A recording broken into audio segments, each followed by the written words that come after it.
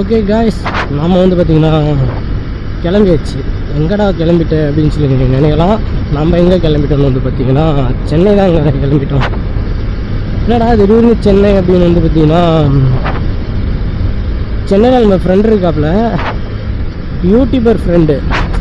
அதனால் நம்ம யூடியூபர் ஃப்ரெண்டை போய் பார்த்துட்டு அங்கேருந்து வந்து பார்த்திங்கன்னா ரொம்ப நாளாக நமக்கு டிடிஎஃப்பை பார்க்கணுன்னு ஆசை. நம்ம டிடிஎஃப் பிக் ஷாப்புக்கும் போய் நம்ம டிடிஎஃப்பையும் பார்த்துட்டு வந்துடலாம் அப்படின்னு சொல்லி தாங்க கிளம்பியாச்சு. அந்த வேங்க டைம் வந்து பார்த்திங்கன்னா சரியாக 3:20 ஆகுது. நம்ம ஓகே அந்த வேலை போய் நம்ம ஜாயின் பண்ணிடலாம். டைமுக்குள்ளே நம்ம அங்கே வந்து போயிடணுங்க. ஓகேங்க, ஆழ்ந்த வேலை வந்து பார்த்திங்கன்னா ஒரு டீ கடையில் நிறுத்தி டீ குடிச்சிட்டு உங்கள் ஆழ்ந்த வேலை வந்து சூரியன் கொஞ்சம் கொஞ்சமாக உதிக்கும் பார்த்திங்களா, அந்த நேரத்தில் வந்து பார்த்திங்கன்னா உங்களுக்கு விளாக் நான் கண்டினியூ பண்ணுறேன்.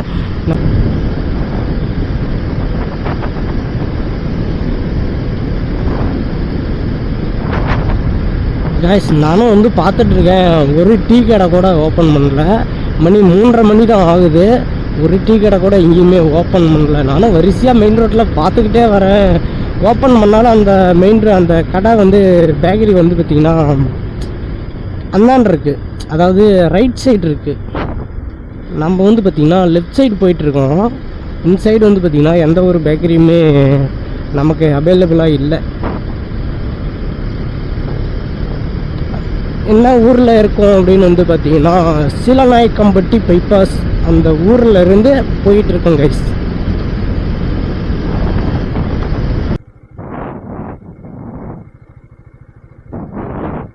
கைஸ் ஆக்சுவலாக வந்து பார்த்திங்கன்னா இந்த ஒரு பேக்கரி நம்ம பார்த்தாச்சு. இந்த பேக்கரியில் நிறுத்தி டீ குடிச்சிட்டு நம்ம இங்கே கிளம்பலாம் கைஸ். டைம் வந்து பார்த்திங்கன்னா 3:50 ஆகுது. 4 மணிக்கு இன்னும் 10 நிமிஷம் இருக்குது கைஸ். நம்ம அதுக்குள்ளே வந்து பார்த்திங்கன்னா ஒரு 10 நிமிஷம் டீ குடிச்சிட்டு இங்கே கிளம்பிடலாம். நான் ஒரு டீனா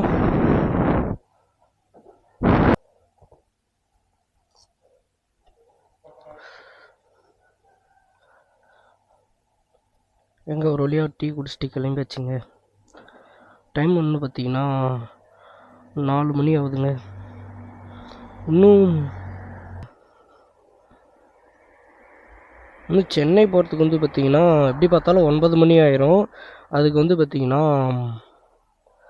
338 கிலோமீட்டர் நமக்கு வருதுங்க. 338 கிலோமீட்டர் நம்ம கிராஸ் பண்ணோம்னா சென்னை வந்துடுங்க. அதாவது 338 கிலோமீட்டர் போனோம்னா சென்னை ரீச் ஆயிரு.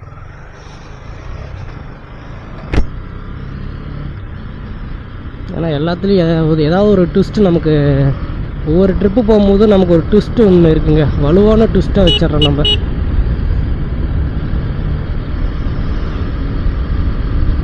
ஓகே, அது ஒன்றும் ப்ராப்ளம் இல்லை. நம்ம வந்து பார்த்திங்கன்னா டீ கேட்டோம், டீ இல்லையா, டீ லேட் ஆகும் அப்படின்னாங்க. அதனால் ஒரு காஃபி குடிச்சிட்டு கிளம்பியாச்சுங்க. பரவாயில்ல, நல்லா சூடாகவே கொடுத்தாங்க. நம்ம எந்த அளவுக்கு சூடாக இருக்குமோ அந்த அளவுக்கு சூடாகவே கொடுத்துருக்காங்க. அது ஒன்றும் பிரச்சனையே இல்லைங்க.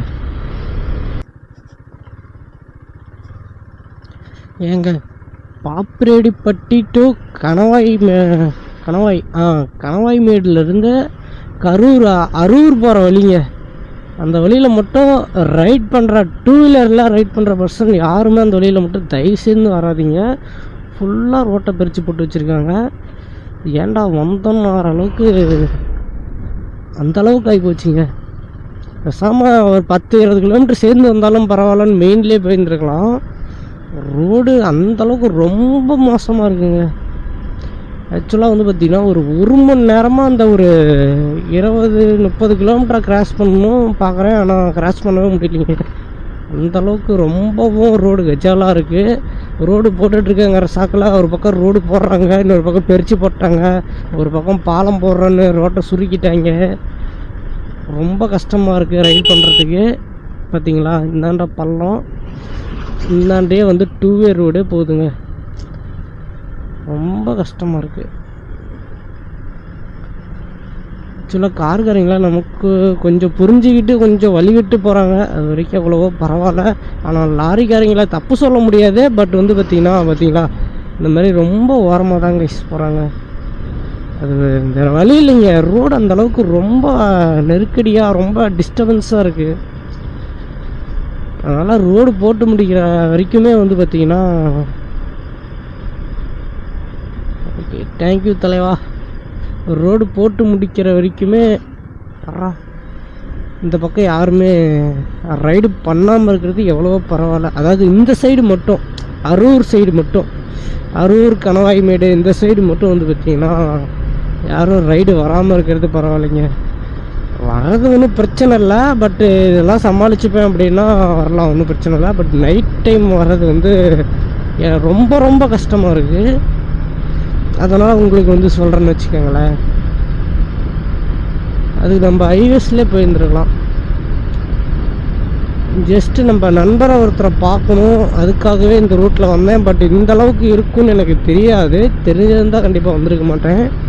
சரி ஓகே விடுங்க, ஆனது ஆச்சு, பார்த்துக்கலாம்.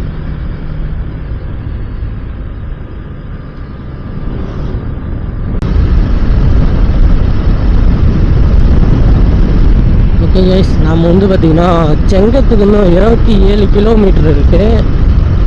நம்ம செங்கம் வழியாக தான் வந்து பார்த்திங்கன்னா சென்னைக்கு போகிறோம். அது வந்து பார்த்திங்கன்னா நமக்கு கொஞ்சமாக ஒரு 2 கிலோமீட்டர் டிஃப்ரெண்ட்டுங்க. அதாவது இன்னொரு வழியில் ஹைவேஸில் போயிருந்தோம்னா ஒரு 2 கிலோமீட்டர் கம்மியாக வந்திருக்கும். நம்ம செங்கம் வழியாக போகிறதுனால வந்து பார்த்திங்கன்னா ஒரு 2 கிலோமீட்டர் நமக்கு அதிகமாக போகுதுங்க. இன்னும் வந்து பார்த்திங்கன்னா நமக்கு 92 கிலோமீட்டர் இருக்குங்க. ஐ மீன் அங்கே போகிறதுக்கு செங்கத்தை தாண்டி நம்ம இன்னும் போக வேண்டியது இருக்குது. நம்ம போய் சேர வேண்டிய இடத்துக்கு 92 கிலோமீட்டர் இருக்குது. ஆனால் செங்கத்துக்கு வந்து பார்த்திங்கன்னா 27 கிலோமீட்டர் இருக்குதுங்க. அந்த வேலையில் வந்து பார்த்திங்கன்னா நம்ம ரீச் ஆகிடலாம். கொஞ்சம் கொஞ்சமாக விடியுது, உங்களுக்கே தெரியும்னு நினைக்கிறேன். நல்லா சூப்பராக விடிய ஆரம்பிச்சிருச்சு.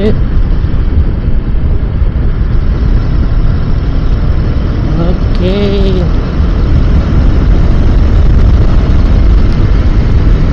சென்னை இன்னும் 249 கிலோமீட்டர் இருக்குங்க. தலைவா வழிவிட்டு போ தலைவா.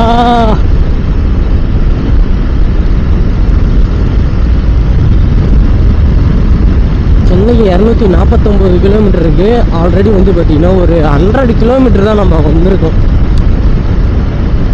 நம்ம வந்து பார்த்திங்கன்னா 3 மணிக்கு ரைடு ஸ்டார்ட் பண்ணோம். டைம் வந்து பார்த்திங்கன்னா மணி 5:45 ஆயிடுச்சு. 100 கிலோமீட்டர் தான் வந்து பார்த்திங்கன்னா நம்ம ரைடு பண்ணியிருக்கோம். அது என்ன ஒரு காரணம்னு பார்த்திங்கன்னா ரோடு அந்தளவுக்கு அழகாக இருந்துச்சுங்க. சொல்லும் போது உங்களுக்கே தெரிஞ்சிருக்கும் ஏன் அவ்வளோ லேட் ஆச்சுன்னு. வந்து பார்த்திங்கன்னா ரோடு அந்தளவுக்கு ரொம்ப ரொம்ப மோசமாக இருந்துச்சுங்க. அதை நம்ம சொல்லவே தேவையில்ல, ரொம்ப மோசமாக இருந்தது. அந்த ஒரே ஒரு ரீசனுக்காக மட்டும் வந்து பார்த்திங்கன்னா நம்ம ரொம்ப லேட் ஆகிடுச்சிங்க. இல்லைன்னா நம்ம எதிர்பார்த்ததை விட கொஞ்சம் சீக்கிரமாகவே வந்து ரீச் ஆகியிருந்துருக்கலாம். எங்க அது வேறு இல்லாமல் அரூர் பக்கம் வந்து பார்த்திங்கன்னா ஒரே மழை. அதாவது நான் வரும்போது மழை இல்லை, மழை பெஞ்சதுனால ஒரே சகதியாக இருந்தது. அதனால் வந்து பார்த்திங்கன்னா என்னால் சீக்கிரமாக ரீச் பண்ண முடியலைங்க. அது ஒரு பெரிய காரணம். கையெல்லாம் வந்து பார்த்திங்கன்னா மறுத்து போச்சுங்க.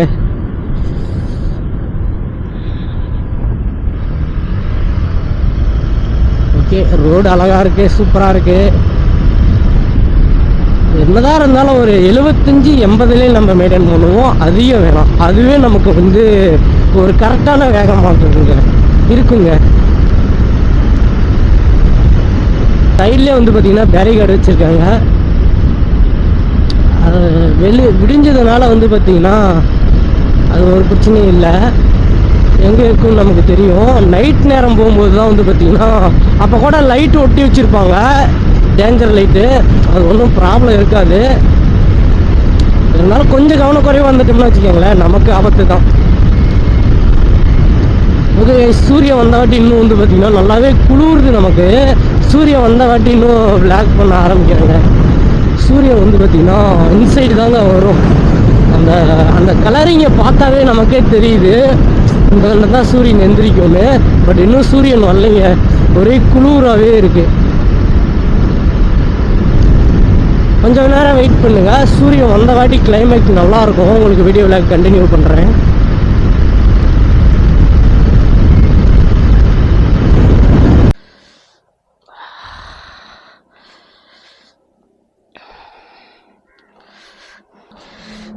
பேரிகார்டு உடஞ்சிருச்சு, கூலண்ட் ஆயில் போயிடுச்சு. இங்கேருந்து கேடிஎம் சர்வீஸ் சென்டர் வந்து பக்கமாக இருக்கு. வேறு எதுவும் உடஞ்சிச்சா? இல்லைங்க, வேறு ஒன்றும் ஆகல.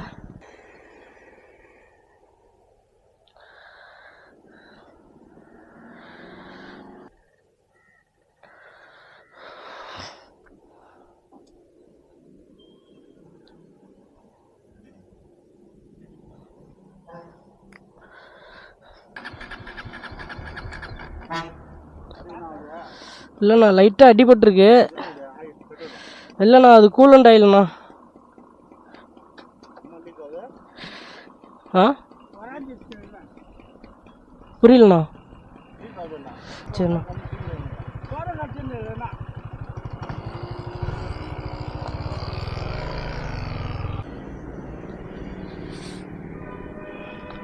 Hey hi guys. ஆக்சுவலாக வந்து பார்த்திங்கன்னா நம்ம டிடிஎஃப் வாசனை பார்க்க தான் கிளம்பிகிட்டு இருக்கோம். பட் டிடிஎஃப் வாசனும் நம்மளுடைய இன்னொரு யூடியூபர் ஃப்ரெண்டு சென்னையில் இருக்கார், செல்வா பேர். அவரை பார்க்க தான் பைக் எடுத்துகிட்டு வந்து பார்த்திங்கன்னா கிளம்பிகிட்டு இருந்தோம்.